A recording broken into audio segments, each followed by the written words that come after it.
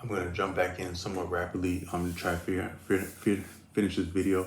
But what I was saying is that so so what I think is that currently what we have for a matrix is like a feeding trough. Is basically a feeding platform, so that we are feeding and frenzy. We are at a frenzied rate of feeding on the environment and also feeding on one another. And the tastes and the propensities of the feeding are getting finer and finer, such that it is drawing and deriving from our very life force and our life energy. So one could say that the entire matrix is predicated on deriving life force from both the environment and human beings, which are not different. And the most blatant and salient degree of life force within a human being is both that human being's sexual expression and also the expression of their death. You can maybe say a little bit the expression of childhood it would be a part of that, but more so just the expression of sexuality and death, and that a lot of the matrix is predicated on those and preoccupied with those. So you could you could almost say the matrix is this to break our balls is what the matrix is after. But certain things in nature have like a protective coating on it it is a finer protective coating than our actual physical body, and it amounts to cause and effect.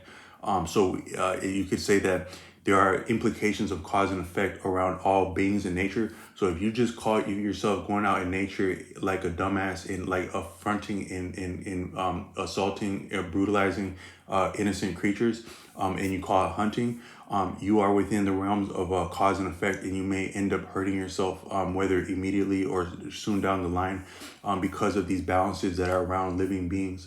But the same is actually true of our procreative potential as humans, is that our procreative potential and also our very death, also our childhood to some degree, but specifically our procreative potential and our death are within the balances of nature and within the dimension of cause and effect, so that as you go directly to call these, to garner these, which the matrix seeks, you will be frustrated. And even the matrix is I think it is superficially come to that understanding of that. So there are very sophisticated ways in getting us to hand over our consent to different things. You'll notice that you're approached and asked to be confiscated of your consent in most undertakings. And part of it is because of this protective coating that you have in terms of cause and effect. But your participation and your consent somewhat mitigates and facilitates different transactions, many of which are not in your best interest, such as the transacting of your sexual potence and your very life and death. The circumstances of your life and death that can be implicated by things that bind your decision making, like a contract. A contract has implications of life and death because it affects your ability to maneuver and to respond to stimulus in real time. And so that's why we're presented with these in the matrix apparatus. But all I meant to say is that the matrix is constantly feeding on these things, our death and our life force, probably our labor too, but our sexual potence and our death being more so significant. And then but so you also have but within this going on, there are a lot of struggles around family creation, and I think that this can be extrapolated from sexual liberation. As brutal as our history has been, both within suffrage for men and women in systems of patriarchy and matriarchy, but then all the different economic paradigms. Now, is this brutal? And yet here you go, you handed it right now, there you go, sexual liberation, all yours, go have at it. That's a little bit too good to be true. And the YouTuber and so I've said that we have managed to not, I don't think you can do away with, but we have suspended some of the imminent consequences to sexual activity, which consequence does not have to be negative in itself. A child being born is an affirmative consequence, if not the best consequence possible in life, but also of sexual activity. A child is a consequence of sexual activity. So we cannot do away with these because these are imminent dynamics of cause and effect. But we can suspend them with arbitrary license, and suspending or invoking of mores can affect the cause. But there have always been mitigation against sexual activity, where they're cultural appropriation and attitudes, which are not bad all the way. They can be heinous and egregious and brutal, such as what some of the attitudes were around adoption in the past. but they also can protect us at the same time, because some of our like the attitudes about that your parents would have for you growing up, that are tedious and tiresome as you're growing up, they actually protect you from certain circumstances and experiences that you might have if you didn't have the oversight of the very attitudes of your family. But all I meant to say is that we have done away with a lot of the actual the imminent consequences, and also the things that would attend sexuality naturally, and for better or worse. I'm not going to argue if it's better or worse, but all I meant to say is that when you do this, we must still set a standard somehow, because as life, we can't get away from standards in life. So the YouTuber Jason Black has said that if you were to hold a woman to masculine standards, to truly masculine standards, if you were to set a woman, a biological organic woman with some of the social, the emotional, and the physical rigors that can attend some of the more the more blunt degrees of what it means to exist as a man or masculine being, it may actually break what's called her psyche. If you do the same thing with a man, where you deprive a man of respect, because the man, Jason Black has said that men exist to be respected. You deprive a man of respect. You don't have to do anything outstanding. Just simply deprive him of respect. Indifference would be a form of that. It's kind of like maybe like Chinese water torture, where water wouldn't seem that deep, but it can be the most painful thing to experience. And for man, it can also be indifference. It doesn't have to be disrespect outright, but just simple indifference. You don't exist to me. You're not real to me. You don't count. That can break the psyche of a man. But also, I think, so what I meant to say is that a female being and a male being, they can undergo different rigors that are passed what the other can. So like, you have a lot of people, that's what I was saying in this video, I don't have anything. I embrace and I commend and I stamp all forms of love, whatever love and lovemaking means to you.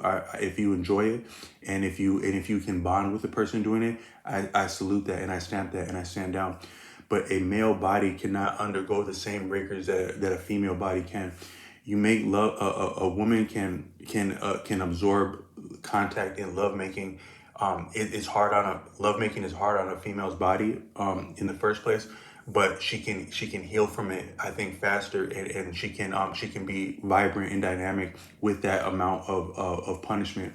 You do the same thing in her psyche also, because in coming together to make love, we are humbled on all levels: physically, emotionally, spiritually, personally, financially, as far as stature in society, professionally. We are humbled on all levels when we come together to the degree of making love. But that's actually beautiful, because that breaking of a person down, if it's in love, that's the very foundation of a lot of growth, incredible growth, and rebirth. You die to be reborn, and that's a principle in reality, but it's also within a relationship in lovers, is that we die to ourselves at the feet and in the hands of our lover. And then if it had been real love, our lover is there with us as we rebuild from there, and we become anything. We become great. We become another universe of family. What's greater than a family? I don't know. So the same thing. You join you get conscripted to like the military, and they're gonna start breaking you down right away. All the things that you think are great about yourself, that you think you can do, they're gonna break you down to the bedrock, and that's the standpoint to build you up and make you incredibly strong if they're effective. So it's similar with the relationship, that we're breaking one another down, the physically, but also in terms of our stature, and that's for both the male and the female, or not necessarily organically male, but just the male principle and the female principle. And then because to dance of any kind, you need a leader to dance and a follower to dance together. You can't have two dancing together leading at once, and I think you can't have two dancing together following at once. But there's an exception to all things, so that statement could be stood on its head, and I still stand down to be corrected, because I can be corrected also. But I think that in general, you need a leader and a follower in a dynamic. And then leader is not greater than follower, and follower is not greater than leader, or nor lesser. It's just dynamic that way. So within that, the male the male bo- the male specimen in body and also psyche, the female specimen in body and also psyche can undergo different rigors that are unique to their purpose, that are a man can't go through. They say that women can undergo more pain than men, and I would imagine that, because of, you imagine how painful childbirth can be. A woman can sustain that, a male cannot. But it's also similar in lovemaking, is that a male body cannot sustain the same rigors and punishment that a female could, without without maybe more damage than a female would when we're making love as though we had been an organic female. And I don't mean, again, that wasn't the overarching purpose of this video. The purpose was to say that what has happened, I think, in modern society is that we are holding men and the idea of being a man to a female standard. So, you know, you have like, so I think I've made other videos that there are checks in